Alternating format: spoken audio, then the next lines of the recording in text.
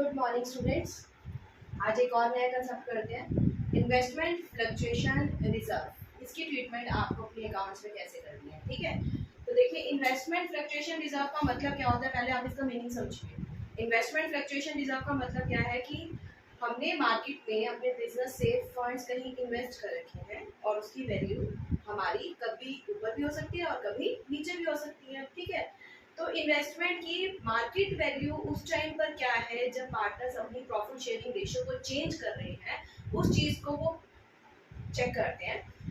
अब market value हमारी कम है, ज्यादा है, उसका इफेक्ट किस पे पड़ेगा, इन्वेस्टमेंट फ्लक्चुएशन रिजर्व पे। कैसे कि अगर मार्केट वैल्यू हमारी कम हो जाती है तो हम क्या कर सकते हैं, इस रिजर्व को उसके लिए यूज कर सकते हैं, ठीक है। बिजनेस का लॉस नहीं होगा उसके लिए, क्लियर।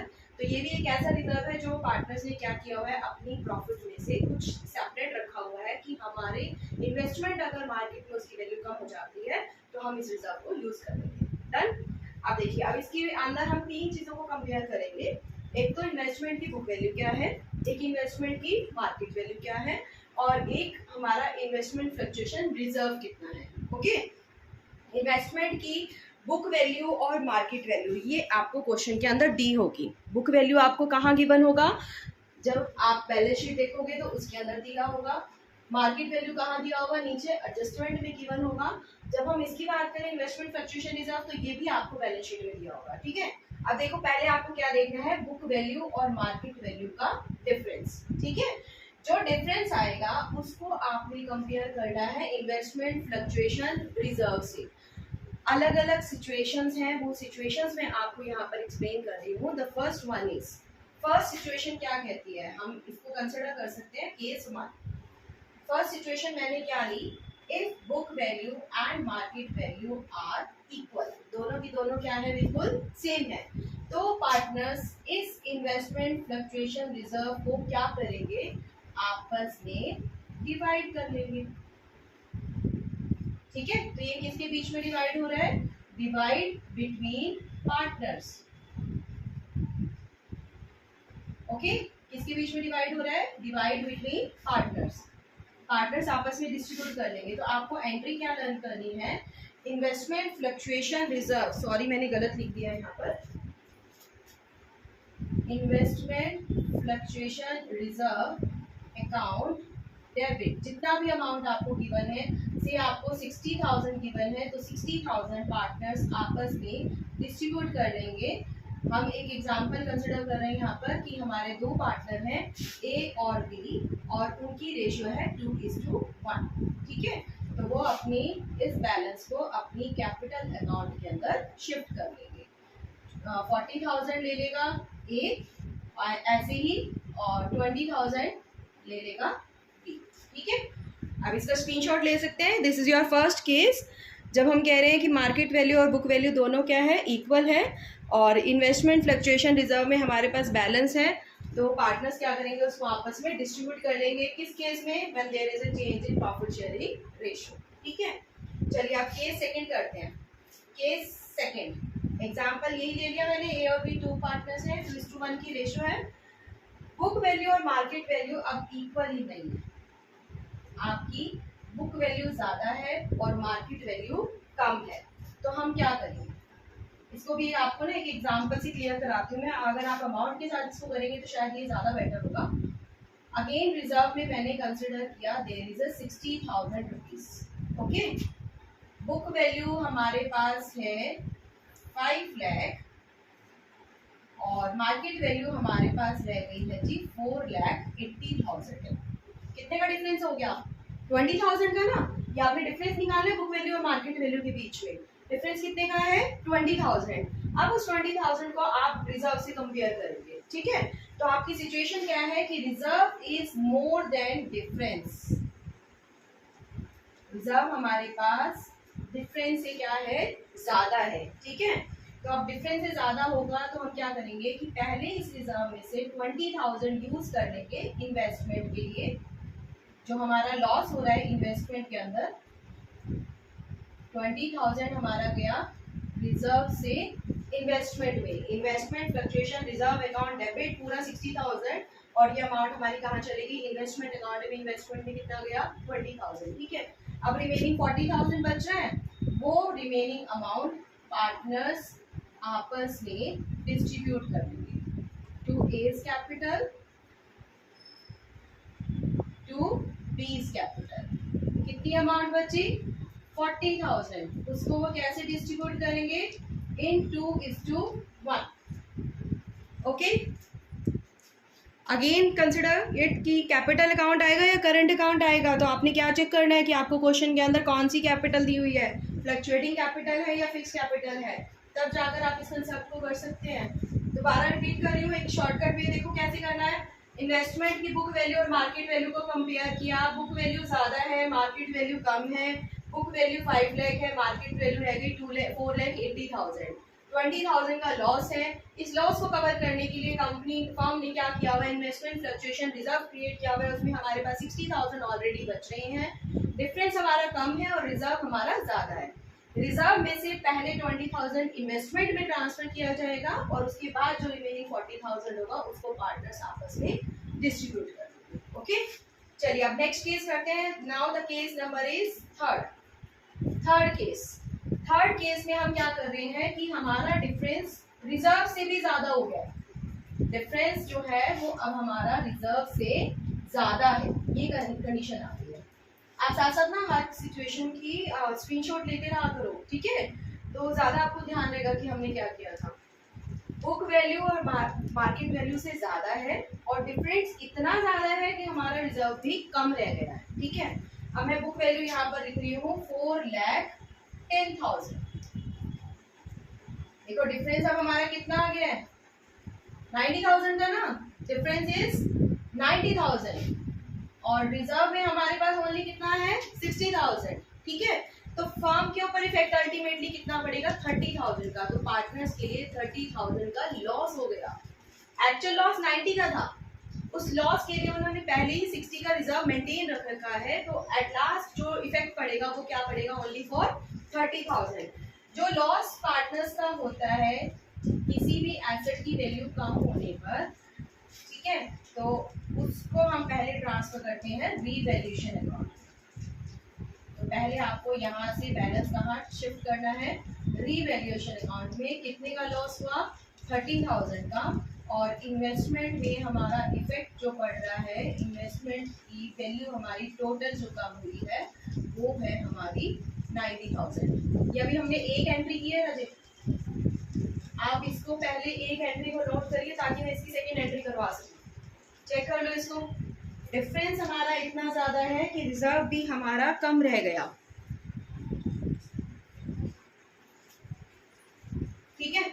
अब अगर इस सिचुएशन की बात करें तो इस सिचुएशन में क्या होगा कि एक एंट्री और करनी पड़ेगी। अब वो एंट्री हमारी नेक्स्ट एंट्री क्या होगी कि जितना भी लॉस आता है रीवैल्यूएशन में, उस लॉस को पार्टनर्स आपस में क्या करते हैं, डिस्ट्रीब्यूट करते हैं। इस कंसेप्ट की एंट्री रीवैल्यूएशन का लॉस, तो ये एंट्री मैं रख कर रही हूँ।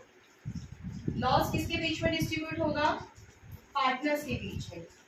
तो लॉस डिस्ट्रीब्यूट करते हैं जब भी पार्टनर्स क्या होते हैं, डेबिट, क्योंकि कैपिटल अकाउंट कम हो रहा है, और again to B's capital account, दोनों पार्टनर्स के बीच में डिस्ट्रीब्यूट होगा और उनकी ऑड रेशो में to revaluation account.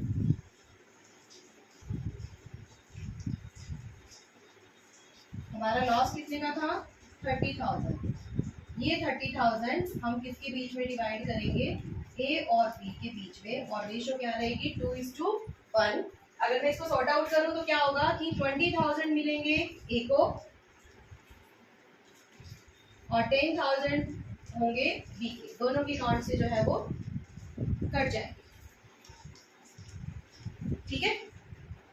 First case हमने क्या किया, बुक वैल्यू और मार्केट वैल्यू सेम है। जितना रिजर्व बचा हमने पार्टनर्स की ऑड रेशो में डिस्ट्रीब्यूट कर दिया, उनको दे दिया, उन्हीं का पैसा है उन्हीं को दे दिया।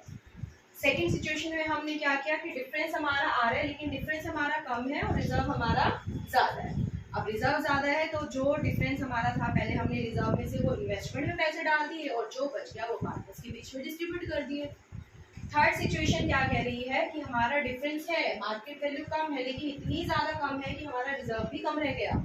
अब रिजर्व कम रह गया तो जितना और अमाउंट हमें चाहिए उस डिफरेंस को कवर करने के लिए वो हम शिफ्ट कर देंगे रिवैल्यूएशन अकाउंट में, और रिवैल्यूएशन में वो पार्टनर्स के लिए बनेगा लॉस, और फिर फाइनली लॉस को करेंगे हम पार्टनर्स के बीच में डिस्ट्रीब्यूट।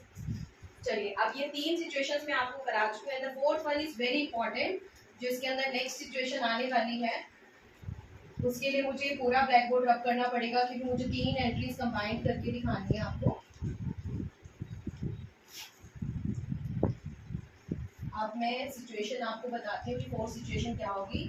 4th सिचुएशन हमारी क्या है कि जरूरी नहीं है इन्वेस्टमेंट की वैल्यू कम ही हो, इन्वेस्टमेंट की वैल्यू ज्यादा भी हो सकती है। ठीक है, अब अगर इन्वेस्टमेंट की वैल्यू ज्यादा हो जाए तो क्या करेंगे, चलो एक एग्जांपल करते हैं। This is your case number 4th। Investment fluctuation reserve में हमारे पास है टोटल 60,000 रुपीज। इन्वेस्टमेंट की जो बुक वैल्यू है दैट इज 5 लाख रुपीज, और जो उसकी मार्केट वैल्यू है दैट इज 5,90,000। देखो, अब ऐसा भी तो हो सकता है ना कि बुक वैल्यू कम और मार्केट वैल्यू उसकी इंक्रीज हो जाए। ठीक है, आप किसी कंपनी के शेयर्स में इन्वेस्ट कर रहे हो तो जरूरी तो नहीं है ना शेयर्स की वैल्यू हमेशा डाउन ही जाएगी, अप भी तो जा सकती है। ठीक है, तो मार्केट वैल्यू जो है अब यहाँ पर क्या हो रही है, इंक्रीज हो रही है। इंक्रीज हो रही है तो अब क्या करेंगे, अगेन कंसिडर करते हैं कि ए और बी दो पार्टनर है, 2:1 की रेशियो है, तो एंट्री क्या होगी। सबसे पहले इस रिजर्व को पार्टनर्स आपस में डिस्ट्रीब्यूट करेंगे। First entry is investment fluctuation reserve account debit. कितनी अमाउंट आएगी, 60,000 to A's capital account to B's capital account. ठीक है, 40,000 ए को मिल जाएगा और 20,000 जो है वो बी को मिल जाएगा। मैंने क्या किया इस कंसेप्ट में, क्या किया मैंने 60,000 उनकी और रेशो में डिस्ट्रीब्यूट कर दिया, क्योंकि रिजर्व का तो कोई यूज ही नहीं है, मार्केट वैल्यू कम होने की जगह बढ़ रही है, और भी फायदा हो रहा है। दो फायदे हैं, एक तो रिजर्व में बैलेंस बचा हुआ है और ऊपर से मार्केट वैल्यू भी बढ़ गई है। ठीक है, जब मार्केट वैल्यू बढ़ती है तो एंट्री क्या होगी, इन्वेस्टमेंट अकाउंट डेबिट। जब भी एसेट की वैल्यू बढ़ती है तो वो एसेट डेबिट होती है। Investment account debit to revaluation account. ये इंक्रीज और डिक्रीज हमने सारा कहाँ ट्रांसफर करना है, रीवैल्यूएशन अकाउंट के अंदर। हमारी एसेट की वैल्यू 90,000 से इंक्रीज हो गई है। ठीक है, नेक्स्ट कंसेप्ट अब हमारा क्या होगा, अब ये फायदा हो गया पार्टनर्स के लिए, तो पार्टनर्स इस प्रॉफिट को भी तो आपस में डिस्ट्रीब्यूट करेंगे। तो रीवैल्यूएशन अकाउंट क्या होगा, डेबिट, और to A's capital account to B's capital account. ठीक है, हमारे जो 90,000 का बैलेंस था वो हम क्या करेंगे, पार्टनर्स के बीच में डिस्ट्रीब्यूट कर देंगे। 60,000 मिल जाएगा ए को, 30,000 मिल जाएगा बी को। ये जो मैंने कंसेप्ट आपके सामने लिखा है ना, ये कंसेप्ट एमसीक्यू क्वेश्चन में पूछा गया है। ठीक है, और क्वेश्चन क्या होगा कि ए की कैपिटल कितनी अमाउंट से क्रेडिट होगी। तो आपने कैसे देखना है कि रिजर्व में से उसको कितना मिल रहा है और इन्वेस्टमेंट की इनकी वैल्यू इंक्रीज होने से उसको कितना मिल रहा है। दोनों अमाउंट आपने प्लस करनी है, इधर से उठाएंगे आप 40,000 और इधर से उठाएंगे 60,000, और आपको ऑप्शन जो दिए होंगे कि ए की कैपिटल क्रेडिट हो रही है डेबिट हो रही है, तो आपने बताना है कि 1 लाख से यहाँ पर क्या हो रही है, क्रेडिट हो रही है। आई थिंक आपको ये कंसेप्ट क्लियर हो गया होगा। And this is the most important case, ये आपका सबसे इंपॉर्टेंट केस है कि जब मार्केट वैल्यू हमारी कम होने की जगह क्या हो रही है, इंक्रीज हो रही है। इसका एक स्क्रीनशॉट ले लो ताकि मैं इसको आगे करवा सकूं।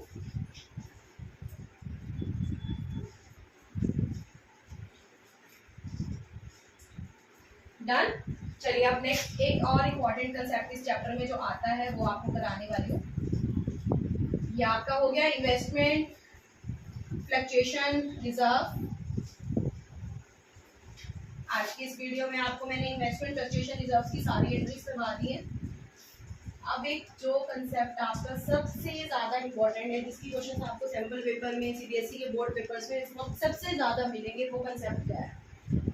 जब पार्टनर्स की प्रॉफिट शेयरिंग रेशो चेंज होती है तो उनके पास दो ऑप्शन होते हैं, या तो वो अपनी बैलेंस शीट को चेंज कर ले, या फिर वो अपनी बैलेंस शीट को बिल्कुल सेम एज इट इज रखे जैसे पहले थी, और जो भी उनकी रेशो में चेंज हुआ है उससे अपने प्रॉफिट्स और रिजर्व्स की एडजस्टमेंट एक एंट्री कर, ठीक है।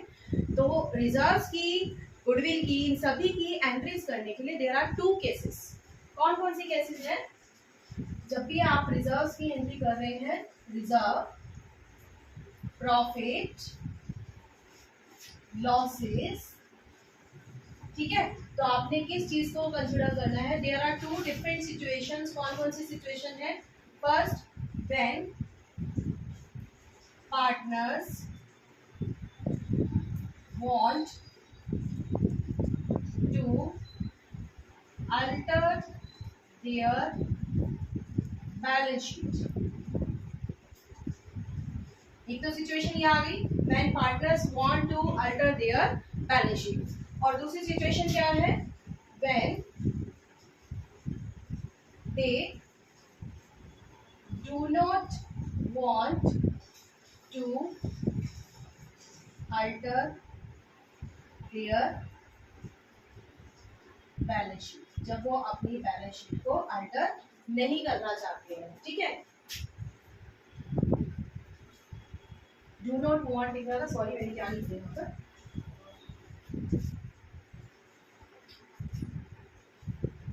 do not want to alter their balance sheet.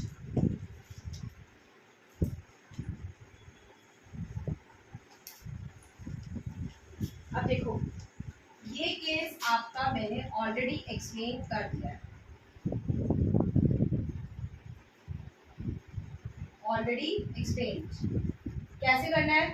Separate separate entry करनी है। गुडविल की एंट्री आप अलग करेंगे, ठीक है, प्रॉफिट्स की एंट्री आप अलग करेंगे, लॉसेस की एंट्री आप अलग करेंगे। ये जो आपकी गुडविल, प्रॉफिट और लॉसेस हैं, इन सबको आपने पहले अलग अलग क्या करना है? राइट ऑफ करना है। प्रॉफिट और लॉसेस को हम किस रेशो में डिवाइड करते हैं? ओल्ड रेशो में, ठीक है। गुडविल को हम किस में करते हैं? सेक्रीफाइसिंग टू गेनिंग पार्टनर, तो सेक्रीफाइसिंग और गेनिंग रेशो में, क्लियर? सेक्रीफाइसिंग और गेनिंग रेशो में, ठीक है। जब वो अपनी बैलेंस शीट को अल्टर करना चाहते हैं, अल्टर करने का मतलब क्या होता है कि वो अपनी बैलेंस शीट को चेंज कर रही है। जितने रिजर्व्स और प्रॉफिट्स और लॉसेस हमारी बैलेंस शीट में शो हो रहे थे, हम सबको वो डिस्ट्रीब्यूट करना चाहते हैं। वो नहीं चाहते कि उनकी आगे जो नई बैलेंस शीट बने उसके अंदर ये रिजर्व्स पड़े रहे, अब वो नए रिजर्व्स क्रिएट करेंगे, ठीक है। दूसरा तरीका क्या है? When they do not want to alter their balance sheet, जब वो अपनी बैलेंस शीट को बदलना नहीं चाहते। इट मीन्स अगर रिजर्व बैलेंस शीट में 1 लाख का शो हो रहा है तो वो नई पार्टनरशिप में भी उस रिजर्व को 1 लाख ही शो करना चाहते हैं। तो अब देखो, जहां उनकी प्रॉफिट शेयरिंग रेशो चेंज हो रही है तो कहीं तो किसी का फायदा होगा, कहीं किसी का नुकसान होगा ना। तो उस टाइम पर वो क्या करेंगे? इन सारी चीजों को प्लस करके एक कंबाइंड एंट्री करेंगे। कौन कौन सी चीजें प्लस करनी है? Goodwill, goodwill plus profits plus minus losses plus सारे रिजर्व्स, टोटल अमाउंट, एक टोटल अमाउंट निकालेंगे, ठीक है। इस टोटल अमाउंट से एक सिंगल एंट्री होगी इस क्वेश्चन के अंदर, आपकी एक सिंगल एंट्री होगी। क्वेश्चन की लास्ट में ना गिवन भी होगा, वो write down the single entry. तो एक सिंगल एंट्री आपको क्या करनी है? Sacrificing partners capital account, sorry,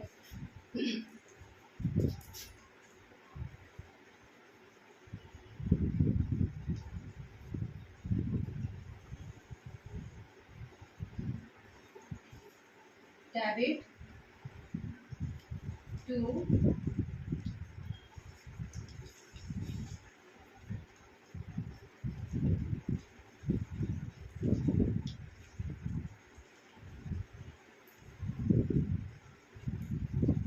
gaining partners capital account to sacrificing partners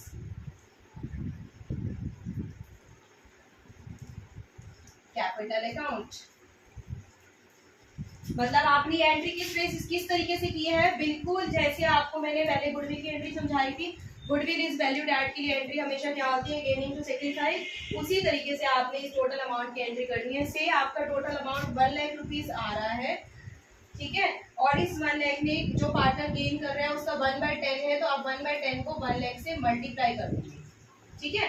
ऐसे ही आप सेक्रीफाइसिंग में देखेंगे तो अगर उसका सेक्रीफाइस 1/10 है तो उसको 1 लाख से मल्टीप्लाई कर देंगे। मतलब जो टोटल अमाउंट आपकी आ रही है ना, उसको आपने उनके गेन और सेक्रीफाइस से मल्टीप्लाई करना है, तब जाकर जो है आपका ये कंसेप्ट क्लियर होगा, ठीक है। आपको ये वाला कंसेप्ट बेटे, जो भी स्टूडेंट्स मेरी इस वीडियो को देख रहे हैं प्लीज नोट डाउन, ये वाला कंसेप्ट सबसे ज्यादा इंपॉर्टेंट है। कहीं ना कहीं आपको दिया होगा कि वो अपनी बैलेंस शीट को चेंज नहीं करना चाहते, या कहीं ना कहीं आपको 1-2 कंसेप्ट ऐसे दिए होंगे कि वो उसको डिस्ट्रीब्यूट नहीं करना चाहते, when they do not want to distribute the reserves, when they do not want to distribute the profit, ठीक है। तो आपने इस कंसेप्ट को कंसीडर करना है और उसके बेसिस पर एंट्री करनी है। इसको टिपिकल बनाने के लिए सीबीएसई बोर्ड में क्या किया जाता है, एक चीज तो डिस्ट्रीब्यूट करनी है और एक नहीं करनी है, ठीक है। जैसे आपको क्वेश्चन के अंदर क्या दे दिया, मैं आपको एक क्वेश्चन ही करके दिखा देती हूँ। आप सभी ने इसका स्क्रीनशॉट ले लिया है, तो इसका एक क्वेश्चन करके दिखाते हैं। मैं इस वाले कंसेप्ट, इन दोनों कंसेप्ट को मिक्स करके एक क्वेश्चन करना चाहती हूँ। कुछ चीजें वो अपनी बैलेंस शीट में अल्टर कर रहे हैं और कुछ चीजें वो अल्टर नहीं कर रहे हैं। एक बहुत इंपॉर्टेंट क्वेश्चन आपकी बुक में आपको मिल जाएगा, लेकिन मैं आपको एक एग्जाम्पल यहाँ पर देकर बताती हूँ कैसे आपने इसको करना है। देखिए क्वेश्चन में आपको ओल्ड पार्टनर्स दे रखे हैं ए और बी, और उनकी रेशियो बता दी 2:1। क्वेश्चन में दे दिया जी goodwill is valued at 60,000 rupees. साथ ही साथ दे दिया रिजर्व, रिजर्व का बैलेंस है 40,000 रुपीज। फिर आपको दे दिया पी एंड एल का, प्रॉफिट एंड लॉस का क्रेडिट बैलेंस, उसका बैलेंस है जी 50,000 रुपीज। ऐसी इंफॉर्मेशन दी है, ठीक है। 3 इंफॉर्मेशन दे दी, गुडविल, रिजर्व एंड प्रॉफिट, और साथ ही साथ आपको ये कह दिया नीचे, partners do not want to distribute reserve. ये एक स्टेटमेंट आपको क्वेश्चन के अंदर दे दी कि पार्टनर्स जो है अपने रिजर्व को डिस्ट्रीब्यूट नहीं करना चाहते, ठीक है। प्रॉफिट एंड लॉस के बारे में तो कुछ भी नहीं बोला, इट मींस वो उसको डिस्ट्रीब्यूट करना चाहते हैं। जिस चीज के बारे में बोला जाएगा कि वो उसको डिस्ट्रीब्यूट नहीं करना चाहते, आप उसकी एंट्री करेंगे gaining to sacrifice. Goodwill is valued at, उसकी एंट्री क्या होती है, गेनिंग टू सेक्रीफाइस, ठीक है। और रिजर्व को आप किस में डिस्ट्रीब्यूट करेंगे, कंप्लीट ओल्ड रेशियो में। मतलब रिजर्व को तो वो राइट ऑफ ही करना चाह रहे हैं, ठीक है, सॉरी पी एंड एल को तो वो राइट ऑफ ही करना चाह रहे हैं, समझ आया। अगर प्रॉफिट एंड लॉस को राइट ऑफ करना चाह रहे हैं तो एंट्री क्या होगी, profit and loss account debit to A's capital to B's capital. It means इसको हम राइट ऑफ करेंगे किसमें, ओल्ड रेशियो में, ठीक है। और रिजर्व्स और गुडविल को हम किस रेशियो में डिवाइड करेंगे, sacrificing to gain, sacrifice to gain. ऐसे लर्न कर लीजिए शॉर्ट में, सैक्रिफाइस टू गेन, ये हमारी एंट्री होगी।